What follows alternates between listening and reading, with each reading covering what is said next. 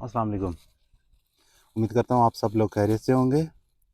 आज सैटरडे का दिन है और डेट है 21 अक्टूबर और 21 अक्टूबर 2023। आज अपने बाग में काफ़ी सारे सीड लगाने लगा हूँ मैं, तो सोचा आप लोगों के साथ शेयर कर दूँ। सबकी वीडियो बनाना मेरे लिए थोड़ी सी मुश्किल होगी। सीड को आपने सिंपल मिट्टी में ही दबाना है, हल्का हल्का सा, जितना सीड का साइज़ होता है आलमोस्ट उससे थोड़ा सा आपने उसको कवर करना है। अगर सीड मोटा है तो थोड़ा ज़्यादा कवर कर देंगे, सीड अगर बारीक है तो उस पर पतली सी लेयर करेंगे कवर करने के लिए। तो आज जो मैंने सीड लगाने हैं उनमें सबसे पहले तो प्याज का सीड है, और ये आपके सामने है। ये 100 ग्राम की पैकिंग में है, हाइब्रिड है ये। इसके अलावा देसी का भी लगाऊंगा मैं। और प्याज के लिए मैं थोड़ी सी आपको डिटेल दे दूं। आपकी मिट्टी जो है अच्छी तरह नरम होनी चाहिए, उसमें देसी खाद अच्छी तरह मिक्स होनी चाहिए। और प्याज का सीड लगा के आप उसको ऊपर से देसी खाद से कवर करेंगे। पत्तों की खाद, पोल्ट्री मैन्योर, काव डांग, जो भी चीज़ अवेलेबल है बिल्कुल पाउडर फॉर्म में होनी चाहिए। जैसे कि ये मैंने क्यारे में भी आप नज़र आ रहा है, ये टोटल ब्लैक है ज़मीन। कल मैंने इसमें अच्छी तरह मिक्स कर दी थी। अब इस क्यारे को मैं सीधा करूँगा, 3-4 क्यारे मैंने बनाए हुए हैं, तो वहाँ पे प्याज का सीड डालेंगे। और फिर इसको ऊपर से कवर करने के लिए ये बकेट पे मैंने ये ऑलरेडी पहले ही पाउडर फार्म में पोल्ट्री मैन्योर रखा हुआ है, इसको ऊपर से उसी के साथ कवर करेंगे। तो प्याज का सीड लगाना थोड़ा सा मुश्किल काम है। इसकी वाटरिंग का ख्याल रखना पड़ता है, और दूसरा इसकी जर्मिनेशन का। अगर तो आप ज़मीन में लगा रहे हैं तो बेहतर ये है कि सीड लगा के उसको पानी दे के अच्छी तरह ऊपर से उसको पत्तों से किसी भी चीज़ से ढांप दें, मल्चिंग कर दें। मतलब मल्चिंग ऐसी होनी चाहिए कि आपकी जो सरफेस एरिया है ये, इस पे सूरज की रोशनी और हवा का गुजर होना चाहिए। बिल्कुल आपने इसको बंद नहीं कर देना। इसका बेहतर हल होता है आप पत्तों की मल्चिंग कर दें, टहनियाँ काट के ऊपर फेंक दें। या फिर आप कर सकते हैं, अगर गमले वगैरह में लगा रहे हैं तो उसमें भी ईजी है। उसके ऊपर आप टिश्यू पेपर वगैरह कोई भी चीज़ रख दें तो ये जल्दी जर्मिनेट कर जाता है।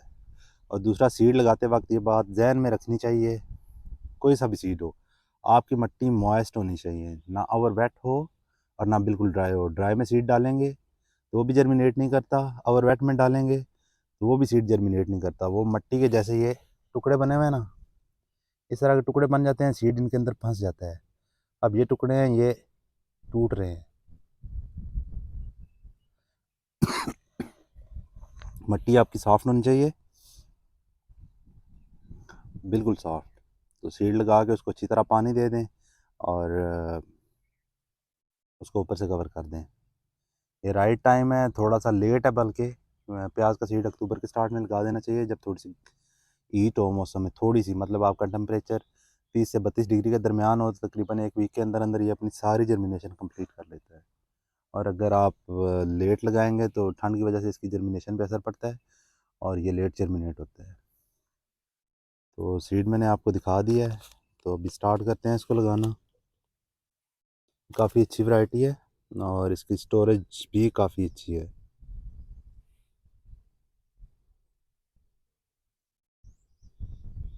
ये लास्ट टाइम मैंने लगाया था तकरीबन इसी साल मैंने अप्रैल में इसकी हार्वेस्ट ली थी, तो अभी तक मेरे घर में अल्हम्दुलिल्लाह ये चल रहा है, ये ख़राब नहीं हुआ। मतलब जो भी मैंने रखा था उसका 1 से 2% ये ख़राब हुआ है, बाकी सारा ठीक है।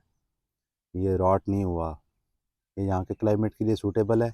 और प्याज का सीड लगाते वक्त हमेशा आपने एक बात जहन में रखनी है, अगर पाकिस्तान में लगा रहे हैं तो शॉर्ट डे वैरायटी लगाएं, जो अप्रैल या अप्रैल के एंड में तैयार हो जाए।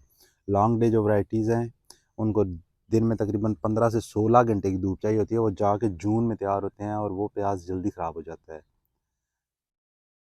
शॉर्ट डे जो है वो तकरीबन उसको दिन में 10 से 12 घंटे की धूप चाहिए होती है, और वो तकरीबन फरवरी के एंड से मार्च में आप कह लें, मार्च में वो अपने बल्ब डेवलप करना शुरू कर देता है अच्छे से। तो अप्रैल के एंड तक वो अपने बल्ब की जो फॉर्मेशन है वो कंप्लीट कर लेता है। उसके बाद वो अपने पत्ते गिरा देता है। जब उसकी नेक सॉफ्ट हो जाए तो आप उसको हार्वेस्ट कर सकते हैं। अगर आप लॉन्ग डे लगा लेंगे तो वो ऑलमोस्ट जून जून के एंड में या जून के मिडल में जाकर रेडी होता है।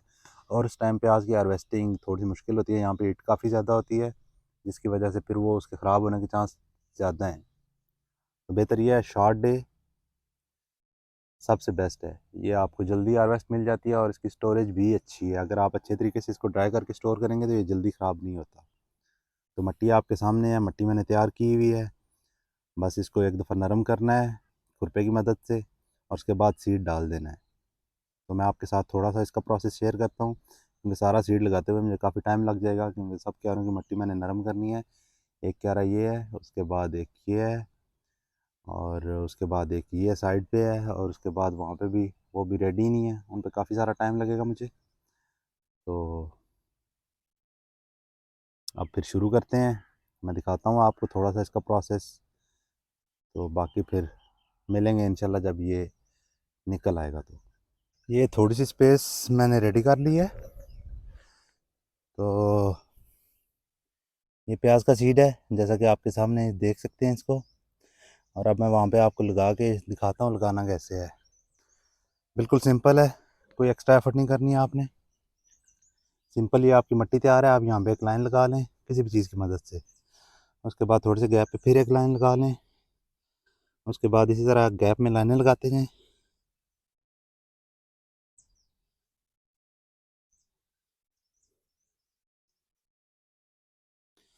और करना क्या है आपने, सीड ऐसी चुटकी में लेके ऐसे, तो यहाँ पे स्प्रिंकल कर देना है बस थोड़े थोड़े गैप में।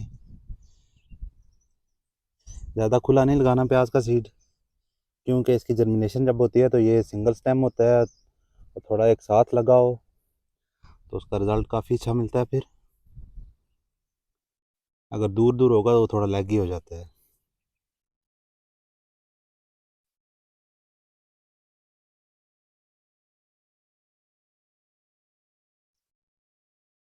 बस इसी लाइन को आपने ऊपर से कवर कर देना है, जैसा कि मैंने शुरू में बताया था, किसी भी सॉफ्ट मीडियम की मदद से। मिट्टी भी आप डाल सकते हैं, प्याज का बीज आरडी होता है, निकल आता है, लेकिन ऊपर अगर इस पे आप कोई भी पोल्ट्री मैन्योर, लीफ कंपोस्ट, काव डांग कंपोस्ट, बिल्कुल पाउडर फॉर्म में जो है वो डालेंगे तो इसकी जर्मिनेशन में थोड़ी सी आसानी रहती है। ये इजीली उससे बाहर निकल आता है। तो जर्मिनेशन का टाइम इसे तकरीबन 7 से 10 दिन के अंदर अंदर है। तो अब सीड लगा के इंशाल्लाह फिर वेट करते हैं ये कब तक जर्मिनेट होता है। और जैसे कि ये मैंने आपके सामने सीड डाला है, इसके ऊपर आपने बिल्कुल हल्की सी लेयर कर देनी है। मेरे पास तो पोल्ट्री मैन्योर है, मैं उसकी करूँगा, बिल्कुल पाउडर फार्म है, वो तकरीबन 2 साल पुराना है। उसका इशू नहीं है मुझे, बिल्कुल पाउडर बना हुआ है और वो इतना हार्मफुल भी नहीं है। अगर आप फ्रेश पोल्ट्री मैन्योर यूज़ करते हैं तो वो सख्त नुकसानदेह है इंसानों के लिए भी। और दूसरी बात यह है कि फिर फसल के लिए भी, क्योंकि उसमें नाइट्रोजन की मिकदार बहुत आई होती है, और अगर आप पानी प्रॉपर नहीं देते तो वो आपकी कोई भी सब्ज़ी है, फसल है, वो पोल्ट्री मैन्योर उसको जला के रख देता है। उसके लिए ज़मीन में हर वक्त मॉइस्चर का होना ज़रूरी है और अच्छा खासा पानी मांगता है। तो इसी के साथ अब चलता हूँ। बल्कि उससे पहले मैं आपको एक और बात बता दूँ कि जो बाकी सीड्स मैं लगाने लगा हूँ उनमें है मेथी, धनिया, पालक, शलजम, और मटर, और उसके बाद मूली या लाल वाली और वाइट वाली रेगुलर, और चुकंदर के बीज हैं। तो देखता हूँ आज के दिन में मैं कितने कुछ लगा सकता हूँ। तो ये सारे सीड आप 31 अक्टूबर तक इजीली लगा सकते हैं, जहाँ पे टेम्परेचर अभी 25 से 30 के दरमियान है। जिन एरियाज़ में ठंडा हो चुका है वो या तो लगा चुके होंगे, अगर नहीं लगाया तो फिर लेट है वो। और जिन एरियाज़ में टेम्परेचर अभी गर्म है वो थोड़ा सा वेट कर लें, जैसे कि हमारा सिंध का एरिया। तो वहाँ पे जब टेम्परेचर 30 तक आ जाए तो आप सीड लगा सकते हैं। हाँ, किचन गार्डनिंग ज़रूरी है, कम अज़ कम एटलीस्ट इतना होना चाहिए कि आपके घर में से कुछ रोज़मर्रा के इस्तेमाल की चीज़ें उतर आनी चाहिए, जैसे कि टमाटर हैं, मिर्चें हैं, प्याज है। प्याज तो खैर काफ़ी लंबी फसल है, आलमोस्ट 6 मंथ लेती है आपके मिनिमम। शॉर्ट डे वैरायटी, जैसा कि मैंने पहले बताया है, ये अप्रैल में तैयार होती है। अभी अक्टूबर है, नवंबर, दिसंबर और अप्रैल तकरीबन 6 मंथ बन जाते हैं। तो लहसुन, कुछ चीज़ें ऐसी हैं जो जल्दी तैयार हो जाती हैं, जैसे कि मूली है, गाजर है, मटर है, ये तकरीबन 90 दिन के अंदर अंदर तैयार हो जाते हैं। आलू भी इसी तरह 80 से 90 दिन के अंदर तैयार हो जाते हैं। तो इसी के साथ अब चलता हूँ। अब जब तक ये सीड सारे जर्मिनेट होंगे तो इंशाल्लाह उसके साथ एक नई वीडियो आएगी पूरे ओवरव्यू के साथ। लेसन भी मैंने लगाया था, किसी किसी जगह पे भी जर्मिनेट हो रहा है, वो एक दफ़ा कंप्लीट जर्मिनेट हो जाए तो फिर उसकी भी वीडियो साथ ही इंशाल्लाह अपलोड करूँगा। तब तक के लिए अल्लाह हाफ़िज़।